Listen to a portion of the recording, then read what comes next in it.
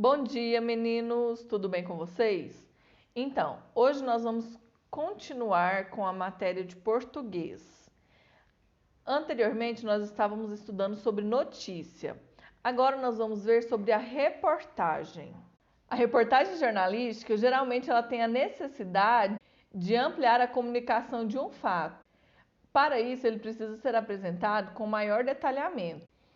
E para isso acontecer, ela é composta de vários outros gêneros, como pesquisas, gráficos, depoimentos, entrevistas, fotos.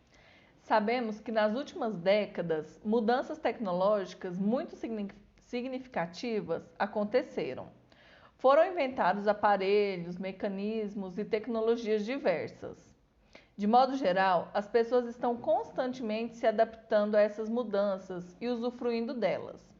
Eu quero que vocês parem um pouco e reflitam como vocês imaginam que o mundo estará em 2050. O que vocês acham que vai ter de diferente? Como vai ser os aparelhos celulares, as casas, os carros? O que vai ter de diferente? E também eu quero saber qual profissão você pretende exercer e por quê. De alguns até que eu já sei, mas eu quero que vocês reflitem sobre isso, certo? Vamos pensar bem, a tecnologia está avançando muito rápido. Então, vamos pensar no que você quer ser quando você crescer. Não, mas sério, em que profissão você quer seguir, ok? Pensem com carinho que na nossa aula online de segunda-feira eu vou fazer essa pergunta, não vou esquecer, viu? Antes de continuarmos, vou fazer as perguntas que estão aí na página 32 para vocês irem refletindo sobre, tá bom? Porque depois nós vamos fazer uma associação delas com o texto.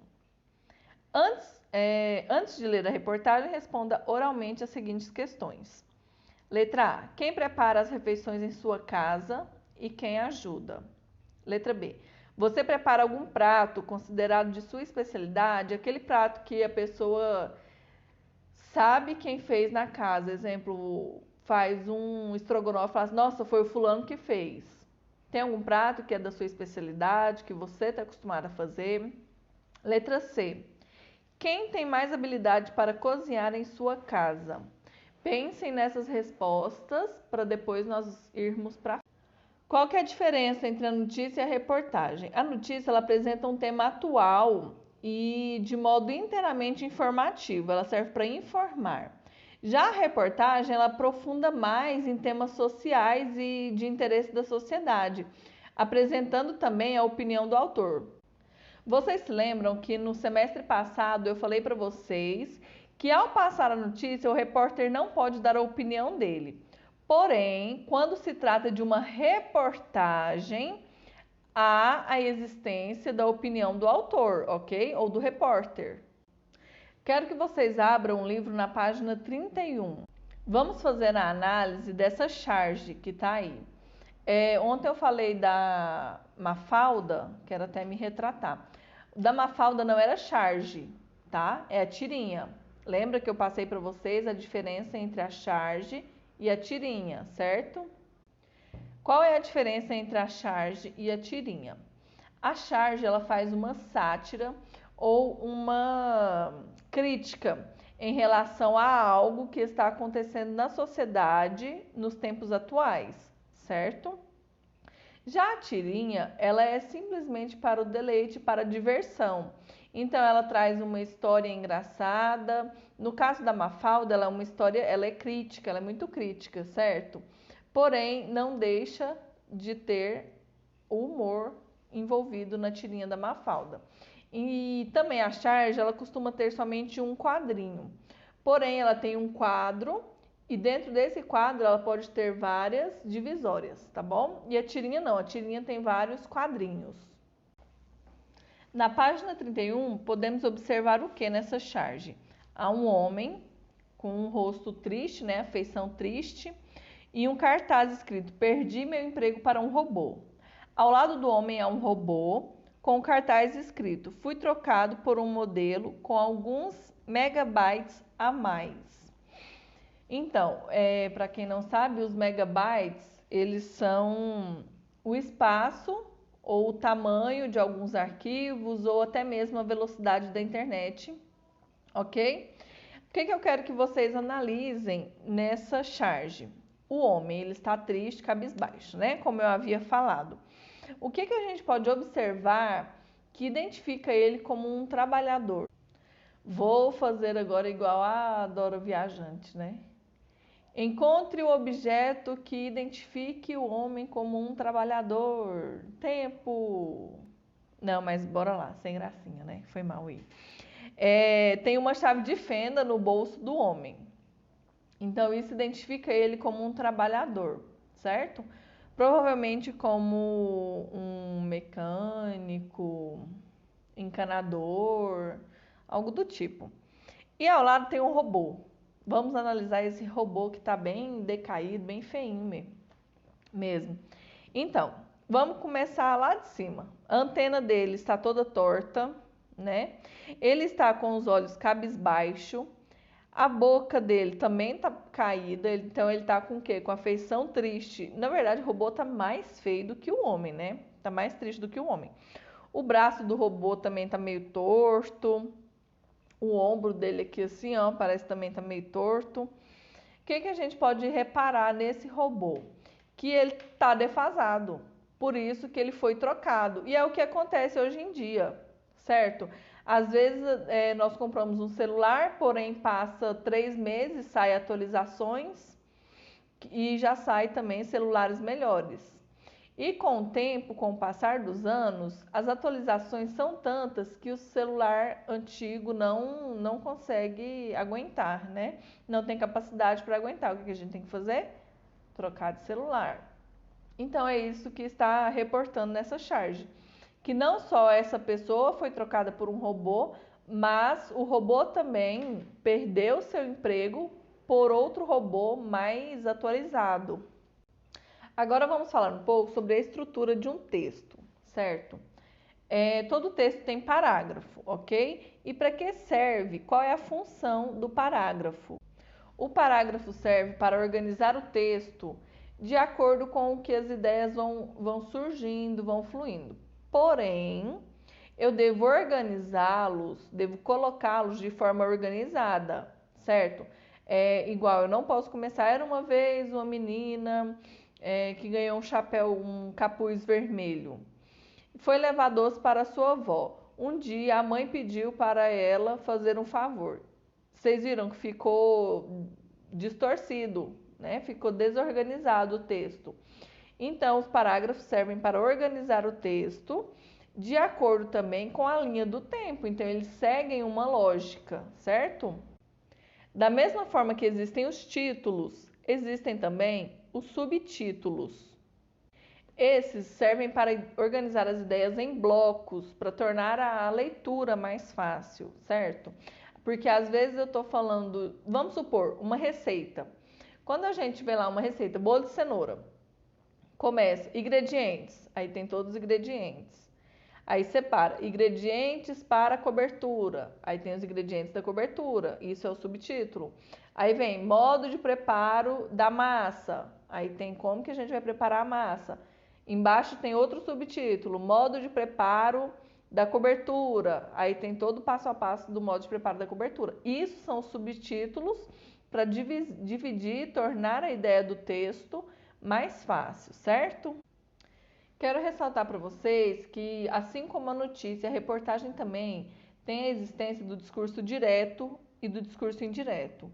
Vamos relembrar o que são os discursos direto e o que são os discursos indireto. O discurso direto, ele é o trecho descrito da forma que foi falado ou copiado, correto? Porque ele cita as palavras de forma correta, igualzinho foi falado ou escrito anteriormente, ou na fonte que foi retirado. Já o discurso indireto é quando o narrador ele usa as próprias palavras para descrever o que foi escrito ou falado, certo? Então essa é a diferença entre o discurso direto e o discurso indireto.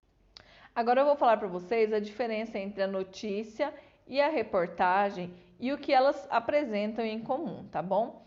A notícia, ela é um texto relativamente curto, ela tem a função de informar, ela tem o objetivo de tornar público um fato real e atual, certo? Lembra das pesquisas que nós lemos no semestre passado? Então, em geral, ela não é assinada e ela não apresenta a opinião do autor da matéria, certo? Ela corresponde ao primeiro parágrafo do texto. O lead dela corresponde ao primeiro parágrafo do texto. E eu vou explicar o que é lead para vocês, tá bom? Já a reportagem, ela é um texto relativamente curto, ou longo, ele é longo, reportagem é longo e a notícia é curto. Ele tem o objetivo de colocar em discussão assuntos do interesse da sociedade em geral. Ele tem a função de informar e formar opinião, pode apresentar sequências descritivas, narrativas e opinativas. Ela apresenta a opinião do autor na matéria, ela é assinada, ela pode apresentar textos complementares como fotos, hiperlinks, gráficos, infográficos, linha do tempo e vários outros. Os links e os hiperlinks são encontrados somente na reportagem online. Não tem como eu colocar. Tem como, às vezes eu coloco um site, né? Numa reportagem de revista. Porém, ele não vem linkado, ele só vem o site para vocês terem acesso posteriormente. E o lead dele pode estar no primeiro parágrafo ou no corpo do texto. Já a notícia, o lead corresponde ao primeiro parágrafo, certo? Agora eu vou listar para vocês o que a notícia e a reportagem têm em comum. São duas coisinhas só. Elas apresentam sequência descritiva e narrativa, podem apresentar, e também podem ser elaboradas em registro de em registro de linguagem formal, tá bom? Agora vamos para ciências. Vamos iniciar na página 2 do livro 2, ok? Que aí eu quero começar com vocês. A gente vai relembrar uma coisinha que foi abordada lá no início do início desse ano, certo? Bioma. O que são biomas?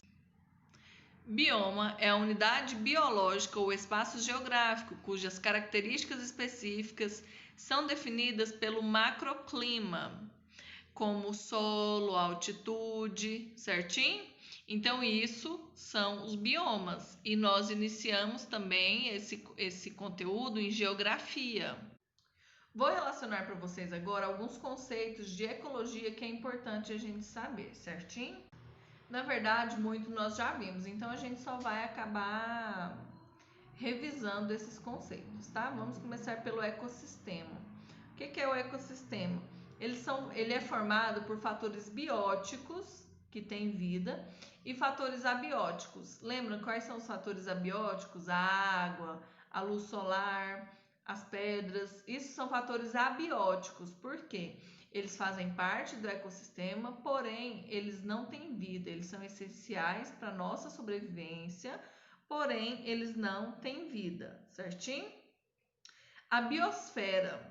A biosfera ela é formada por inúmeros ecossistemas, então são vários ecossistemas, tanto aquáticos quanto terrestres, que podem ser pequenos, como uma poça d'água, né, pocinha d'água, ou gigantes como um deserto, vamos dizer assim, certinho? Nós também temos o bioma.